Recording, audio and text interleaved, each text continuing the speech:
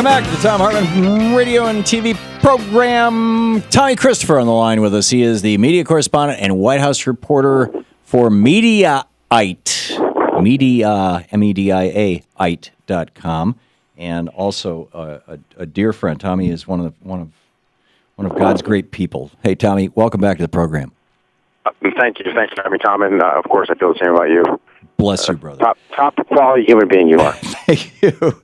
So now we've done our mutual appreciation. I got to tell you, tomorrow you've got a great post over at Mediaite.com about how tomorrow is Gun Appreciation Day, and there's some strange sponsors for this thing. Tell us about this. Yeah, well, first of all, I have to give credit to Media Matters, who flagged the big one, which is this party called the American Third Position Party. They are a white nationalist party, and they are a sponsor of Gun Appreciation Day. Third position? This is not something out of the Kama Sutra. Yeah, it's the first thing I was thinking, but that makes sense, because I think the Republican Kama Sutra only has 3 positions. I see. Okay. Well, and to that point, another one of the sponsors. Did you make this up? I mean, you've got this graphic on here, the Half-Cocked Academy. No, the Half-Cocked Academy is absolutely real, and I thought that really just summed up the whole event, because it seems like whenever any of these pro-gun people talks about what's happening these days, the legislation that's being proposed and the executive actions, that they really are just kind of going off half-cocked and not knowing what they're talking about. Yeah, well, I thought your note, not to make light of a serious medical condition, but if you were among the ranks of half-cocked Americans, you'd probably be clinging to your stockpile of guns, too, was brilliant. I probably could have kept it a little bit more highbrow, but me. So. Hey, it's like, it's Gun Appreciation Day. I mean, it's but it's serious. More overcompensating than that, Yes, absolutely. Seriously, though, I get a lot of hate mail and death threats and whatnot anytime that I go off on guns. It's really hit a peak in the last couple of weeks, although it seems to be dying out now that pretty much everybody's talking about guns. But the white nationalism, last week I published a piece over at truthout.org. It's still up on their website. Titled "The Second Amendment was ratified to protect slavery," because at the ratifying conventions, Virginia was the key vote. If Virginia went for ratification, we would have the United States of America. If they didn't, we would still be the Confederates, or we would still be the states operating under the Articles of Confederation, and this country wouldn't be anything like what it is right now. And 3 Virginians, James Madison. Actually, James Madison wasn't so concerned about it. He came up with the solution. But Patrick Henry and George Mason were just, freaked out about the fact that Article 1, Section 8 gave the federal government the authority to call up state militias, because the militia in Virginia, like the militia in South Carolina, North Carolina, and Georgia, was basically the slave patrol. In fact, in Georgia, it was called the Slave Patrol. I got just got a copy of it a couple days ago. This brilliant book called Slave Patrol that this woman wrote back in the 90s. That just the whole history of this stuff. And I think I wrote a post about that yesterday. It was very interesting stuff.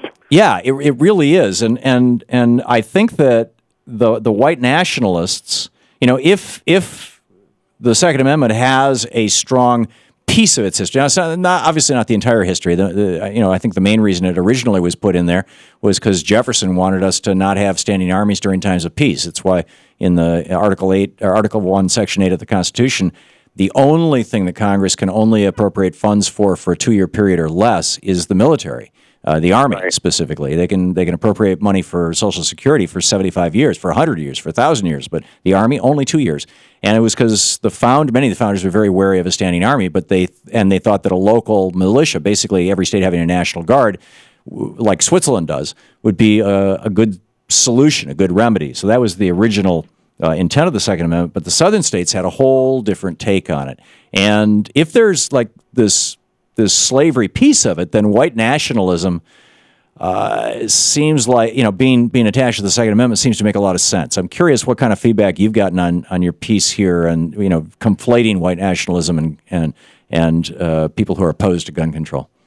Well, actually, to tell you the truth, I haven't really had a look at the comments section. I kind of try to avoid it. It's not usually a pleasant experience. Yeah. But I think that the point to me isn't so much that.